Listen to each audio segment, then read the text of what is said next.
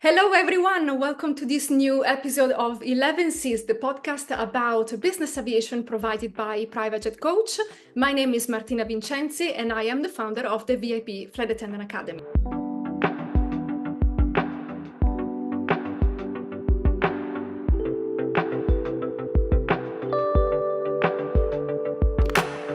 Today with us, I have the pleasure to introduce Mr. Sebastian Perez.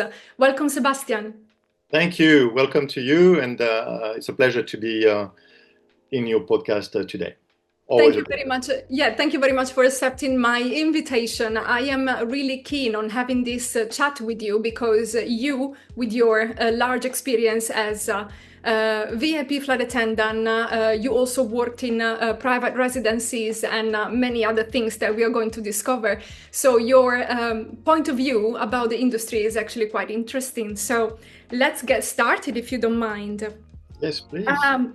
First question for you. I know you have had quite of an unexpected start in the industry of the business aviation. Do you mind telling us a little bit more about that? Yes, of course. Well, as you said, it was completely unexpected.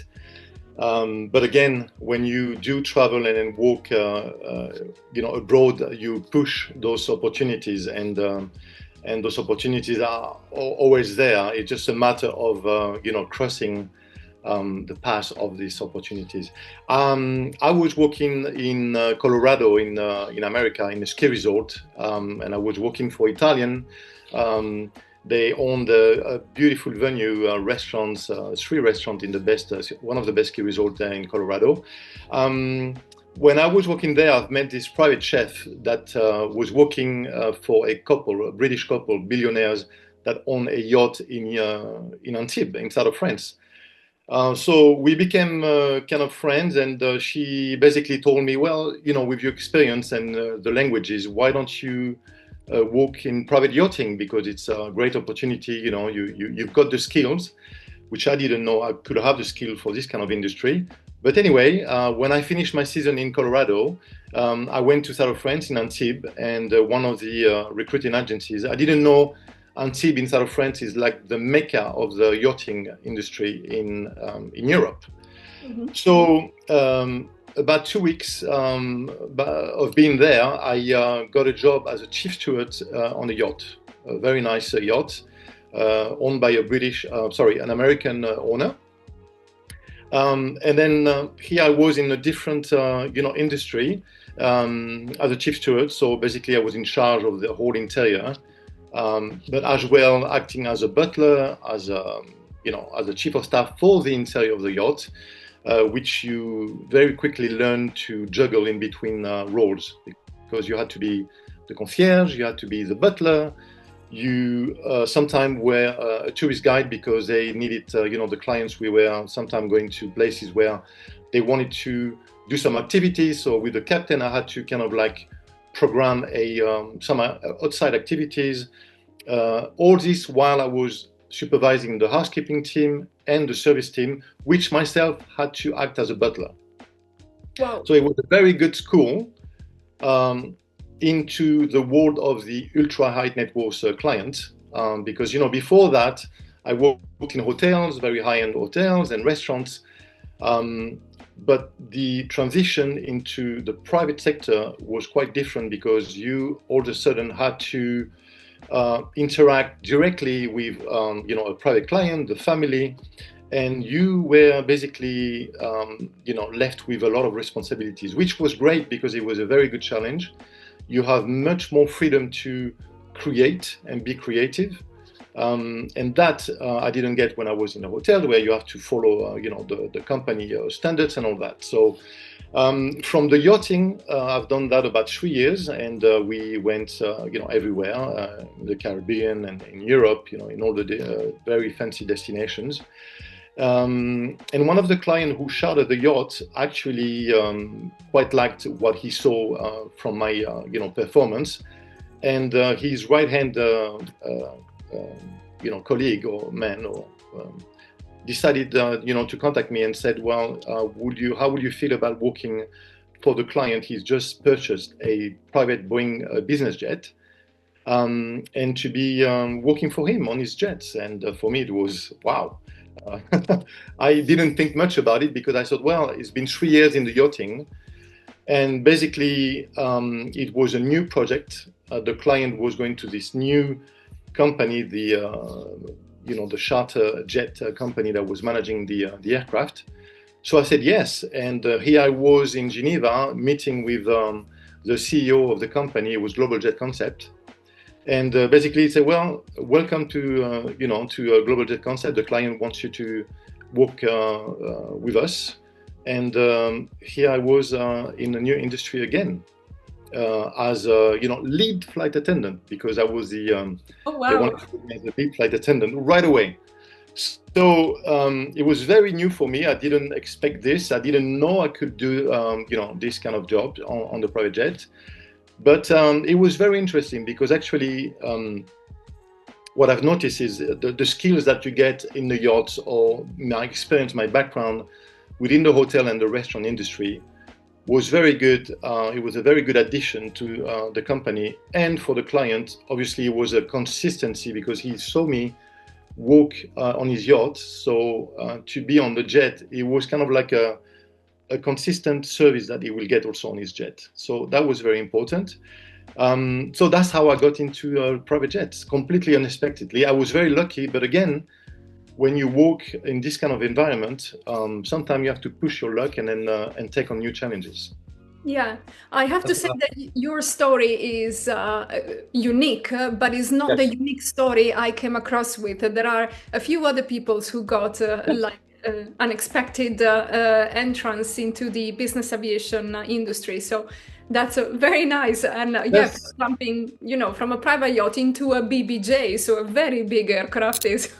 Very big aircraft, very big aircraft. But at the beginning, obviously, the aircraft was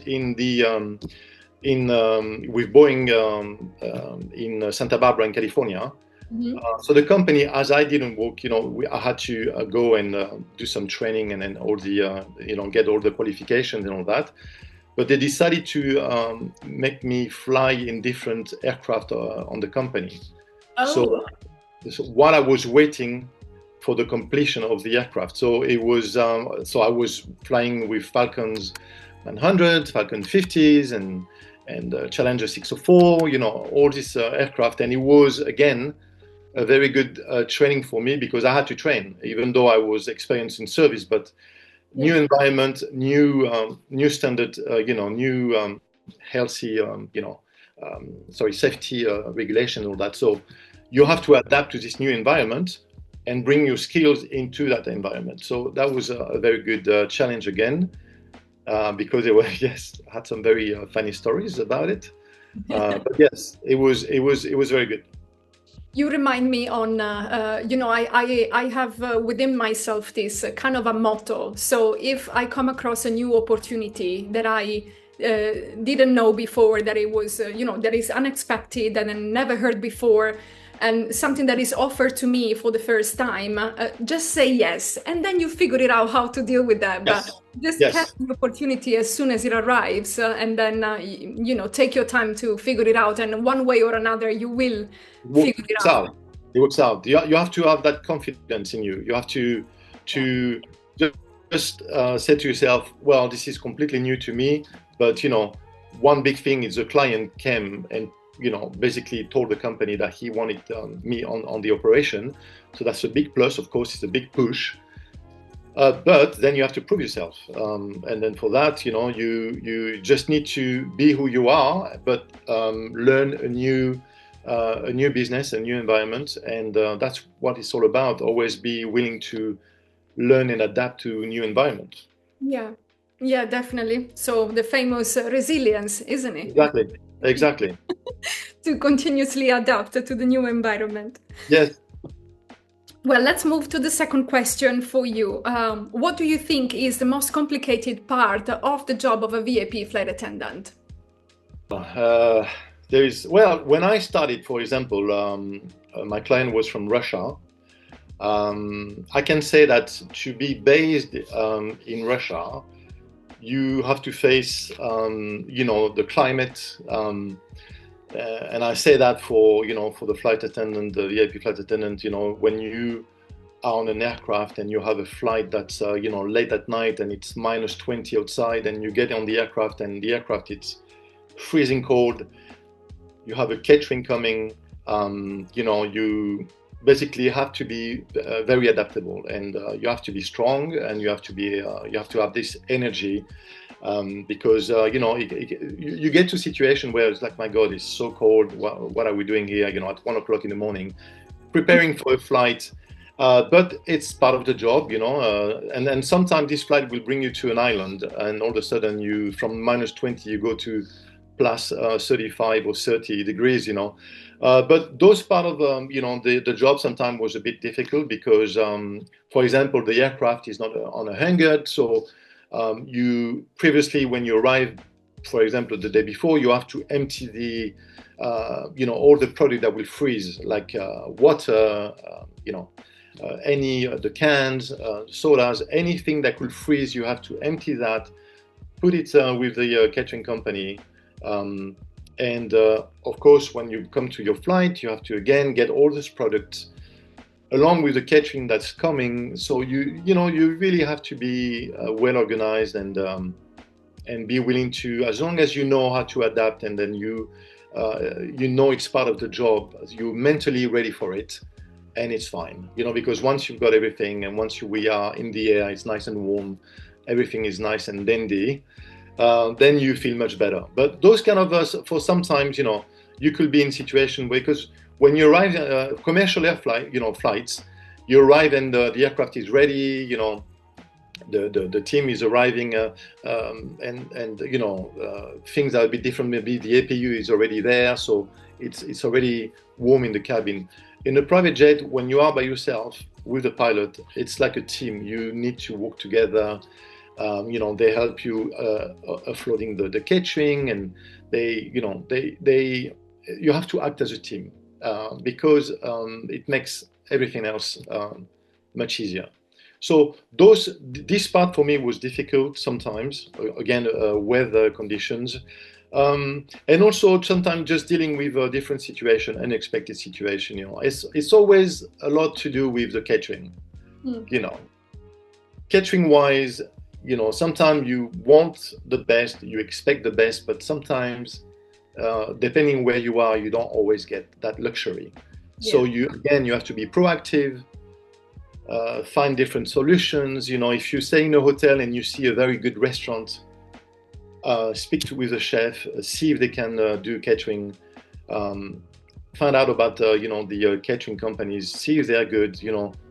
You have to work all the time and anticipate. Always try to anticipate the more you can, because when sometimes you're not careful, and then you get a catering that you think is going to be great, and things are just completely different. So that's a big part of the job. You always have to be caring for the catering, for the quality, and if you can, go and do shopping. Go outside. Talk to people, talk to other flight attendants. If you're in a country where it's going to be difficult, try beforehand to get connected with ex-colleagues or people in the industry. They will always, it's a big community, so they'll always help you. Someone is always going to tell you a few tips or places to go. Yeah, that's very true. You reminded me on a very old memory that I thought I had removed from my head, but you just brought it up. One night in Innsbruck, I landed after my flight, and I had to prepare. So it was like the end of my duty, and then I just had to go home, but I had to prepare the aircraft for the day after, that it was going to fly with my other colleagues. So I had to, restock the aircraft, clean the aircraft, and it was 1 a.m. in the morning, freezing cold and snowing, and I was driving, those golf carts from the aircraft to the hangar to collect all the stuff that I needed from the stockroom, so from this sort of warehouse where we were keeping some extra items for the jet, so back and forth. And I remember asking myself, what am I doing in here? It's the middle of the night. Yes. and you feel completely isolated, and yeah, it's. Yeah, I was like the only person left in the entire airport. The airport was closed, and I was the only one over there. And I remember feeling super lonely and Yes. miserable, I have to say. Yeah, that's part of the business. Sometimes you come across situations where you're thinking, like I used to fly a lot in Kazakhstan, and same thing over there, very cold, and sometimes we'll be waiting forever for a van to come and pick us up, and yeah, you come across some situations that are. But for me, it's part of the adventure. It's you have to take it as an adventure. It's part of the job, and it's always nice when you see things are different in other countries, and then you appreciate when you get a really good service. Like it's not always the case. It's not because you're going to Nice or sometimes to places like that. You don't always get the best service. It's not like that. So yeah, it's very interesting. Yeah, well, yeah, I mean, at that time, in that specific moment, I wasn't really laughing, but now if I think about it, it makes me laugh because yes, because when you come across those kind of situations, yeah. And very much outside my comfort zone. So yes, indeed. So I'm glad that we had the same type of experiences in terms of cold and. No, yeah, I mean, and then sometimes I will call my friends, and they are in Maldives, or they're going to Seychelles, and somehow I can say that within my career within the private jets, I got some quite challenging operation on jets, because I was based in Kazakhstan for 2 years. I was based in Saudi for 4 years, and Moscow quite a lot. So you go to very nice places, but again, it depends on the operation and the client, because my clients were in Saudi, for example. They were it was the government, so a lot of business trips with a lot of people on the aircraft all the time. Okay. When you are by yourself on a Global Express, when you have 10 people, long flight, breakfast, lunch, dinner, sleeping, it is quite challenging, but again, part of the job. And then if you're well prepared, well organized, yeah, you are your own challenge. I mean, you have to challenge yourself, and just to make sure you know what you're doing, you're ready, you're prepared, and always, one flight at a time, and you finish a flight and you say, that's it, all went good, and you're waiting for the next flight. And then again, it's about consistency. As long as you know what you're doing, your aircraft, and you know what you can do. And then sometimes when things are coming your way, that challenges with the catering, as long as you communicate with the client and you're honest about it, and they're just people as we are, they understand. You just need to communicate, and then be very honest. And then, of course, after you use all your options, that's when sometimes you can say, well, we couldn't get this dish that you wanted, but you get all the other options, and then you always make it right. Always. Exactly. Plus, I think you always have to think that it could be worse, because, for example, I think you may confirm, working on a private yacht, you are actually engaged with the customers 24/7, basically, while 24/7. On a private jet is just the duration of the flight. So it could always be worse. Yes, and yes, when the flight finishes, you go to the hotel, and then you can unwind, and but yeah, on the yacht, you're 24/7. You live on the yacht, the clients are there, you're there, the team. So, but again, very good school. So the transition from yachting to jets is very good, because you have that sense of anticipation all the time. You really are good in multitasking, because again, you housekeeping, butlering. The client on the jet, they may ask you, oh, we're going to this place, do you know any good trail? We like to go hiking on this place. You can always help one way or the other. It's like on a yacht, except that on a jet, they leave, and then you don't go with them. Yeah. The yacht, I was very often, even after my duty, had to go with the client to sometimes, oh, come on, Sebastian, come with us. Sometimes I was, already on a 10-hour, 12-hour shift, and then, okay, yeah, let's go. And as long as, they were happy, especially charter flight, charter guests on a yacht, 2 weeks. You want them to be happy. You want them to be comfortable, and then you have to go that extra mile to make them happy, because it's at the end of the day, that's the essence of this job is for the client to have a very comfortable trip, no matter on a yacht, on a jet, as long as they come out of that jet and then smile, happy about their flight, is all it matters, really. Nice. Talking about your experience as a butler, Mhm. what are the differences, or the things that are actually the same between the job as a butler in a private residence and the job as a VIP flight attendant? We know that the customers are the same, so normally, Yes. someone who has a private residence in London, in Paris, or wherever, they possibly own also a yacht, a private jet and a Right. yacht. Yes. Yes. Well, I would say you serve on a different environment. It's a yacht, it's a private jet, so you just have to adapt to the terrain.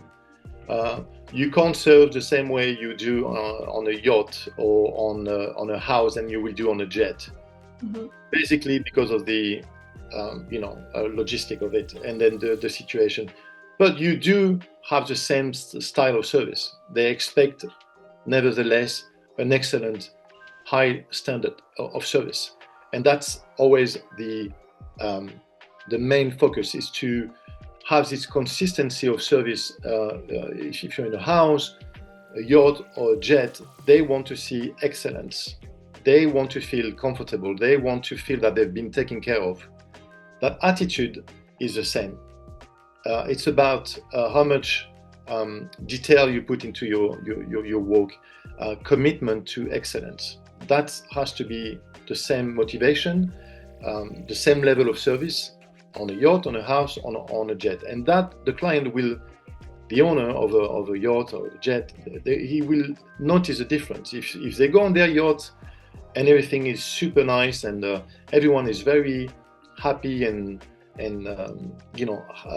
committed to their job, and the owners, they feel this from the employees.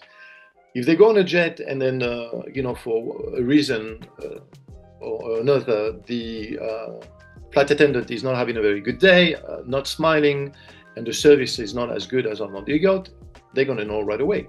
So they expect the same level of service. After the service, it's the trick of the industry. I mean, on the plane, a bottle of wine, obviously you're going to open your bottle of wine, but some client will want their wine to be left on the table. But of course, as you know, safety is very high on a jet, and then for the reason that sometimes we can't just do the same things that we do on a yacht or on a house. So that is a thing that you learn within the industry. There is a training, you yourself, you are a trainer.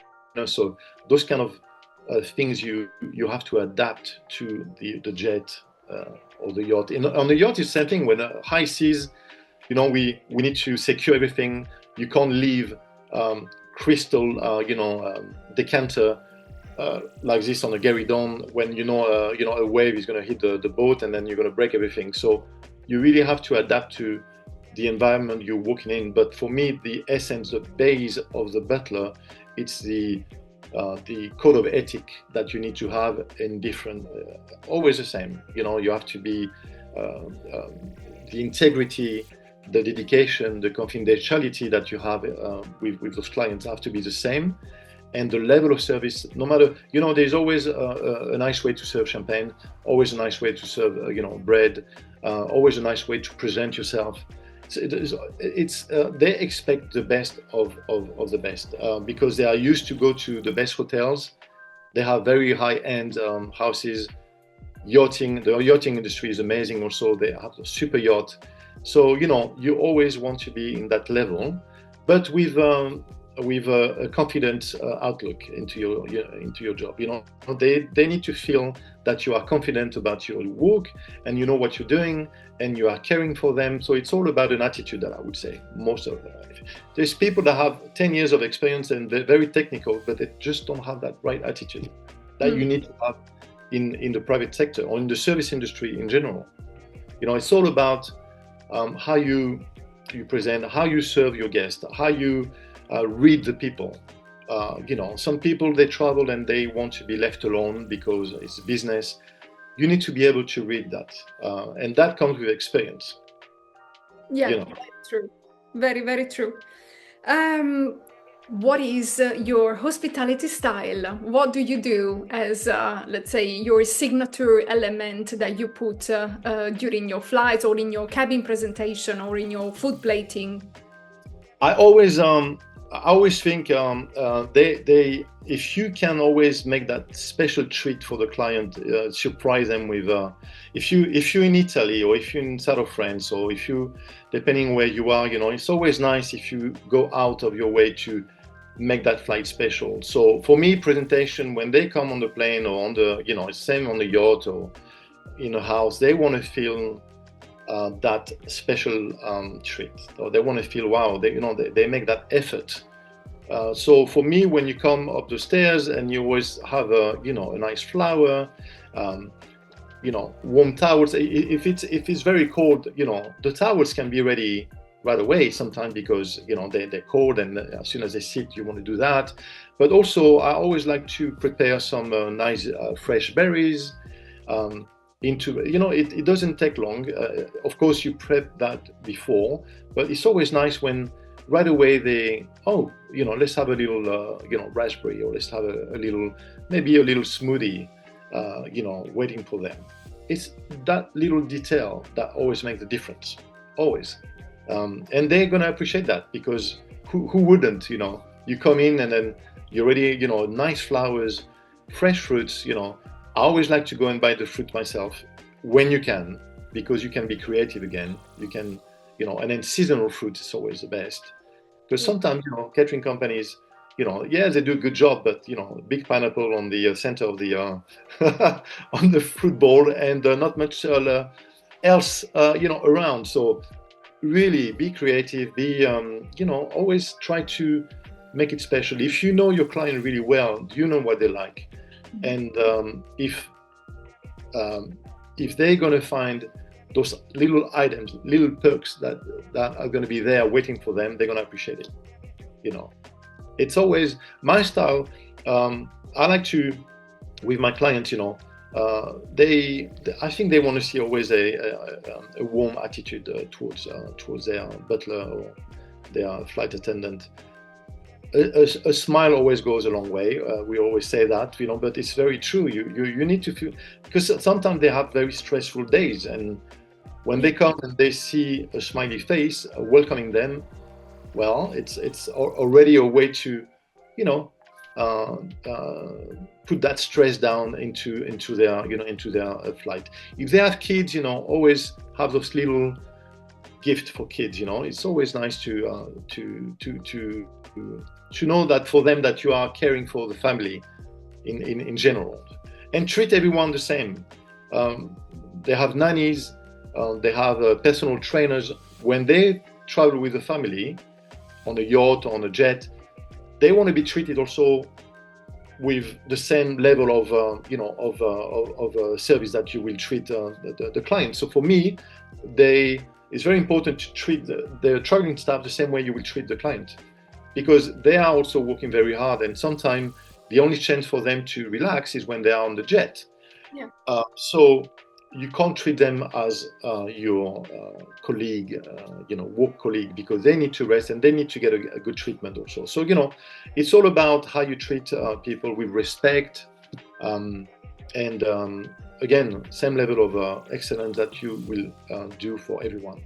So that for me, it's a way to make sure that the family feel that they get attended the way they are expecting, without having to ask all the time, please take care of my nanny because she's hungry, she needs to eat, and this and that. So you need to be basically proactive and make sure that, don't worry, she's been taken care of, and we're gonna have the best dish for her today, and make it special all the time. They must feel special. They can't just go on a flight and you just serve the food and that's it, nothing happens. You have to bring a bit of magic into your work, and for them that flight has to be kind of like a very good experience. And if you have stories to share with them, if they are open to discussion, then tell them, joke with them, because sometimes they appreciate that. They make their day also a bit brighter.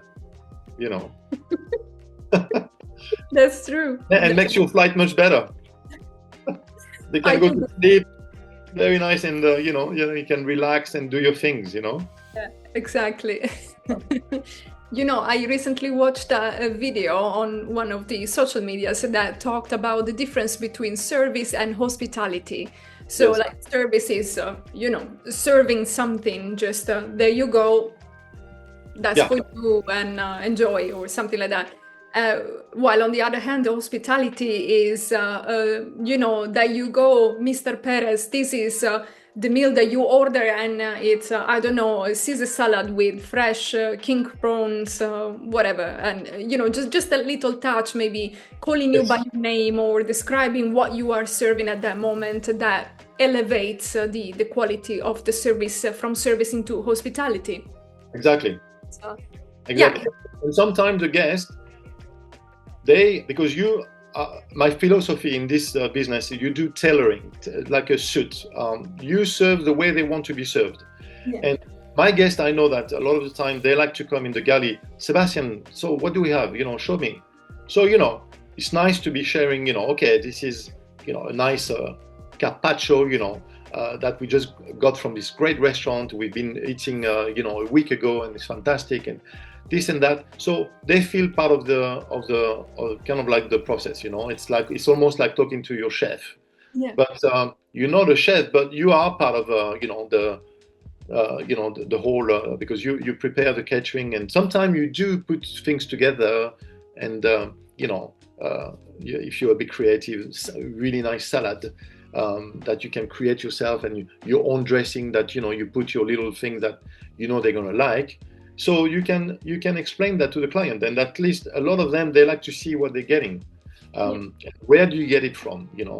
And a lot of time they want to know exactly. And so it's very good if you're knowledgeable about what exactly you're getting and what you have and the sauce. And it's very important your catering and what you are serving, because if you don't, it looks bad on everything. The whole magic is gone. You really need to know what you're doing. So, but again, if you are passionate about food, like I am, and I'm sure you are, and people in the industry, I'm pretty sure we always try to see this new restaurant that opens up, and then the best sushi in town, or I remember a flight. I was in San Martin, and I found this French restaurant, and they were doing onion soup. And they gave me the board and everything, and I said, oh my God, in the oven, that's going to be great. And I know I thought, oh man, it's going to be messy, maybe, but that flight, the client, they wanted 3 onion soup, and they just loved it. And, and that was it. That was in a local French restaurant I went next to the hotel. It was something different. From San Martin, it's not really local, but... Well. But I know that they were going to like it. They were going to like it, because I know, if you know your clients, you can do those kind of things, and that's the way it is. I mean, you have to always kind of like be, always, surprising. Always surprise them with things, because there is time when you're not going to be able to surprise them, that's for sure. But if they see that you're always on the lookout, and always putting their interest above everything else, then that's the essence for me of a butler. Yeah, definitely. And you remind me on my I think my best experience as a customer I have ever had, and it was in a starred restaurant.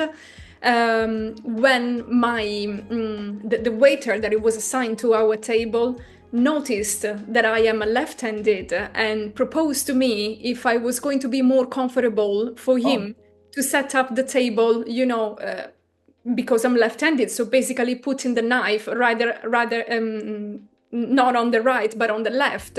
left, yeah. Just because he noticed that, and normally people don't really care if you are left or right-handed, and me as a lefty, my life is miserable because everything is in the wrong position for me. So the fact that somebody noticed something so little and Yes, just proposed something so silly, because in fact, yes. just put the knife on the other side. I mean, it's not a big deal, isn't it?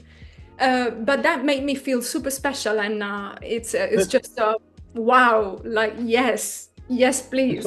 And sometimes you don't, well, if you go to a restaurant, like I'm sure everybody, it happens to everyone.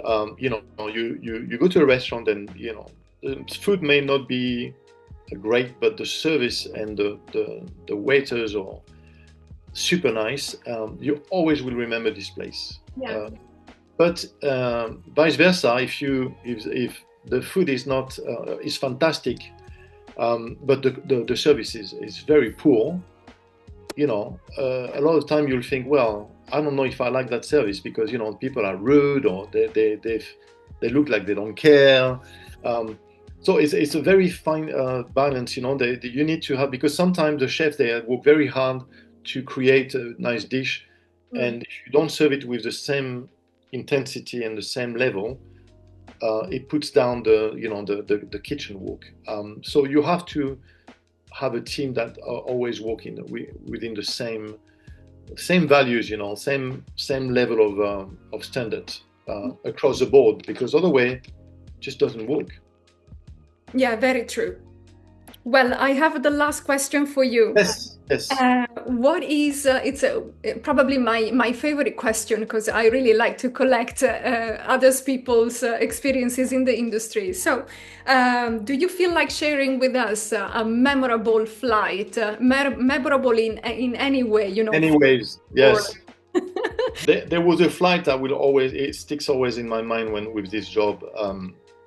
So we were departing from Moscow on the Challenger 604. The galley. It's not very big. It was two couples, and we were doing Moscow, Uzbekistan, Phuket, Thailand. I didn't know anything about the catering preferences, so I had to kind of create a menu for them, which is quite substantial because you're flying a long way. So the catering came, and on the Challenger 604 again, the big job is to put everything away, just make sure that everything fits oven, and so that was a big task already. So 15 minutes before the client, and it was a night flight, so 12 o'clock, 15 minutes before the client arrived, I got this van coming, and I had about 20 bags of catering.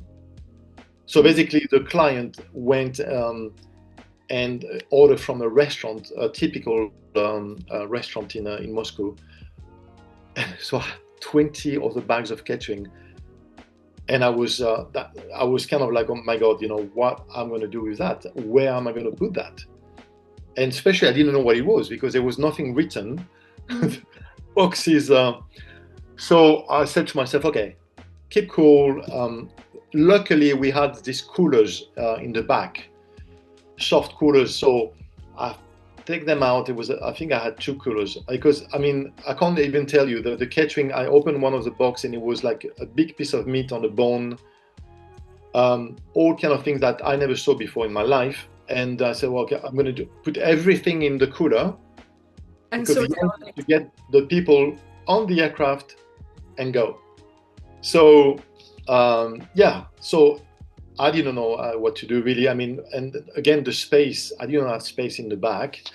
You can't put catering in the back. So people came in, and then we took off. And I swear you, I knew the client, and So the first thing, I said is like, would you mind helping me with the catering? Because I got catering from, from you, and I have no idea what's the dishes, because there was a lot of special food that they, I think it was a restaurant, a Ukrainian restaurant in Moscow. So they had a lot of little different dishes, which I didn't have a clue what it was.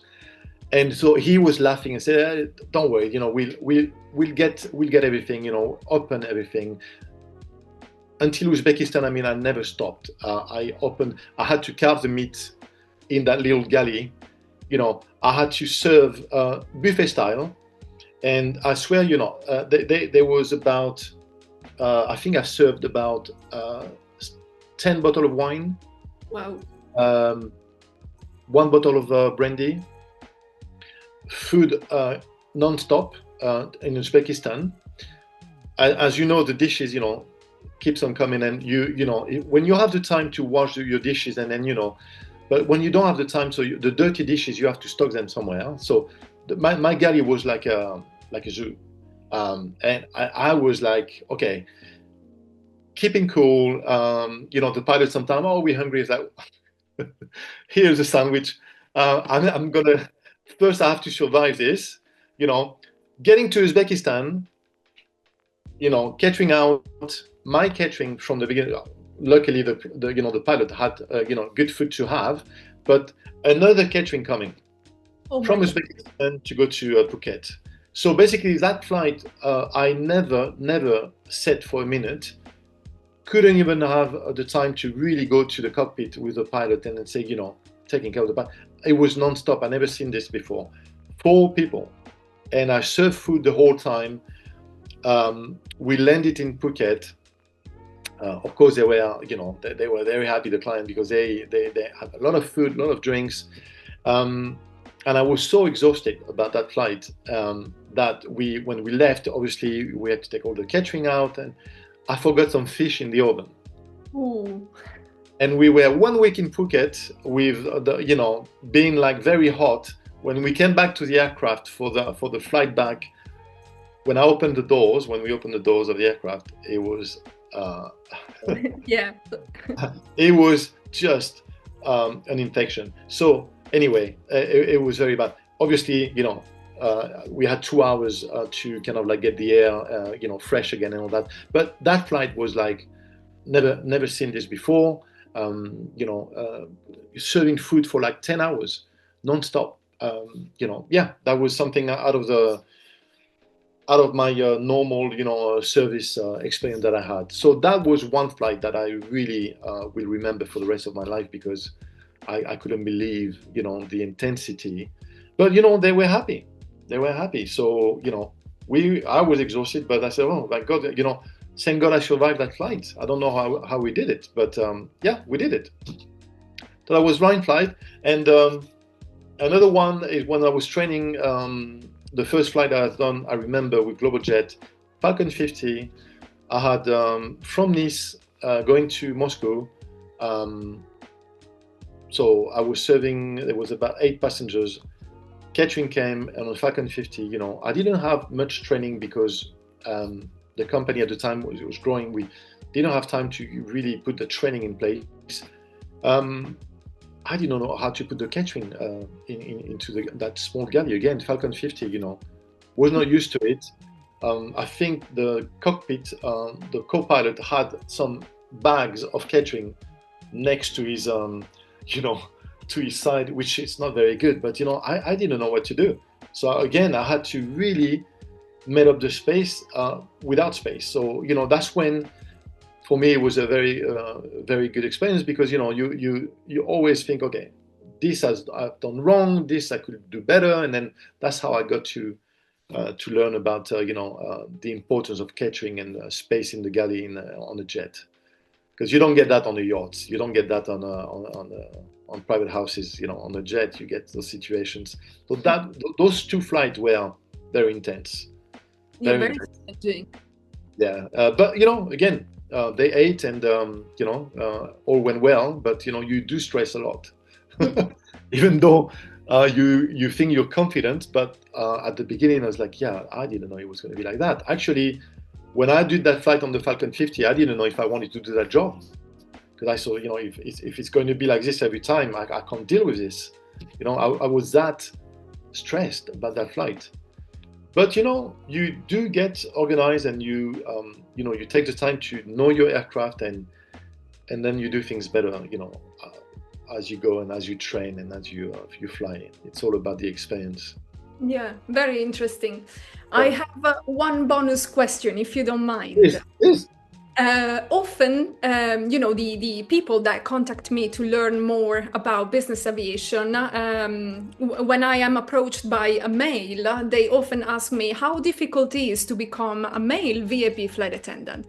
And normally the answer that I feel like giving them is it doesn't really matter the gender that you have, is more a matter of the attitude. Would you agree with this? What are your thoughts about becoming a male VIP flight attendant? Yeah. I know that in the industry there is this thing about the male attendant has less chance of getting hired. Um, it might be true in a way, but I'm a proven the way I got hired, again, it proves that it's not always like that. I think when you are good in what you're doing, when you have the attitude and the energy and the passion about what you're doing, everything's possible. There might be some ways to I always think, do get the experience in great places. Like if you have a strong service background in hotels, if you traveled internationally and you've been exposed to different work, style, people are going to like that. Because when you're going to work for a private client, either on a yacht, house, or jet, my last job in London, I was with a client, the couple. They had a Global Express, and they hired me. It was a pandemic that just came in, so the plane was stuck in Canada, of course. They asked me if I could supervise. They bought a new house in London. Could you help us with the house, because we see that you were a house manager, and can you do this for us? And I said yes, of course. And so you see the skills were very transferable. And the same with the jet. If you're working on a yacht or in a private house or a hotel where you have very high-end client, if they like you, if they really like you, they see something special about you, they're most likely going to say to you, come on board. We've got a jet, or we've got a yacht, or we've got this. It's the exposure that is very important. The exposure. After some client, they want a female flight attendant because they feel it's part of the industry, the image of the whole flying cabin hostess. It's always been, but there is a lot of position that I see that I think males can go for it. Yeah. You need to be motivated, and you need to go for it. Go for it, and don't be scared to sometimes do other things in order to make that happen. Go, have trainings. It's always, you never stop learning. If you know a bit of mixology, you've worked and done housekeeping or head housekeeper or whatever. It's all within the industry. On a jet, you do housekeeping also. You clean the aircraft. Mm-hmm. You're a housekeeper. You're a butler, and and that's what you do. Yes. Yeah. So it's all as long as you want to be in the business. I think if you're motivated and you have the passion for it, I think that's what you need. Yeah, very true. Well, Sebastian, thank you very much. Very welcome. For your input. Very interesting to learn about your experiences, and I hope that this can be of an inspiration for anybody else out there. So I hope so. I really hope so. It's a great industry. I mean, overall, I wasn't expecting this, and I worked more or less 10 to 11 years in the industry. Also training and recruiting for jets, and it was just a great and I miss it.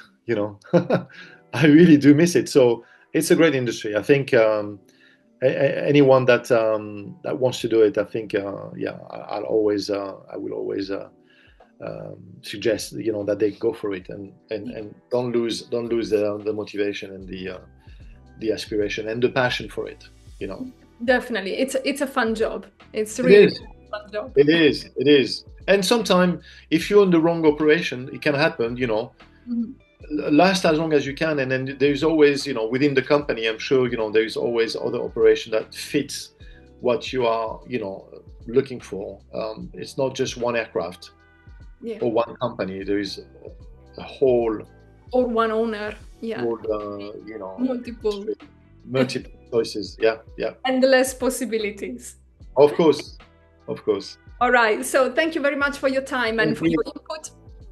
And that's all for today. So ciao for now and baci baci. Ciao, ciao, ciao. Ciao. Ciao.